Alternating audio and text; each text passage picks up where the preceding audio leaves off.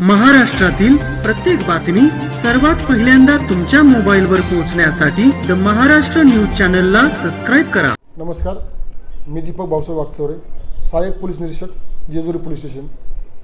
येत्या सोमवारी 2 तारखेला जेजुरी जे पूर्ण महाराष्ट्राचं कुलदैवत आहे, येथे भर अमावस्या साजरी केली जाणार आहे। त्याला सोमवती अमावस्या असं म्हटलं जातं। त्या सोमवती अमावस्येनिमित्त आपण वर खंडोबा गडावर योग्य तो बंदोबस्त पोलीस प्रशासनाकडून लावण्यात आलेला आहे। त्या खंडोबा देवस्थानात तिथून जी पालखी निघत असते ती करा नदीवर स्नानाकरत जात असते। करा नदी आता ही पूर्ण भरून वाहत आहे, तरी तिथे ज्यावेळेस आपण देव नाहण्यासाठी जातील त्यावेळेस सर्वांनी तिथं दक्षता घ्यायची आहे। आजूबाजूला सर्वत्र पाणी आहे, ठराविक लोकांनीच आतमध्ये जाऊन देवांना स्नान करायचे आहे। तिथे कोणीही पाण्यात उडी घेऊ नये किंवा पाण्यात जाऊ नये याची सर्वांनी दक्षता घ्यायची आहे।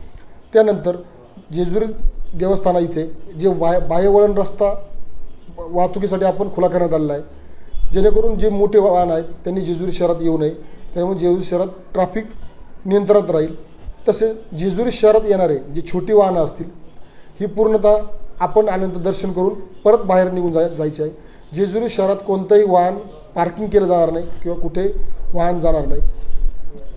तसेच येणाऱ्या भाविकांनी आपल्याकडे जो असलेले मौल्यवान वस्तू, मोबाईल, दागिने, सोनसाखळी याचा कटाक्षाने काळजी घेण्याची आहे, जेणेकरून याची कोणती चोरी होणार नाही किंवा कोणती वस्तू चोरी जाणार नाही। तसेच भाविकांनी आपल्या शासनाने ठरवून दिलेल्या देवस्थानाबद्दलच्या सर्व नियमांचे तंतोतंत पालन करण्याचे आहे। जेजुरी पोलीस स्टेशन, पुणे ग्रामीण यामध्ये योग्य तो बंदोबस्त नेमण्यात आलेला आहे।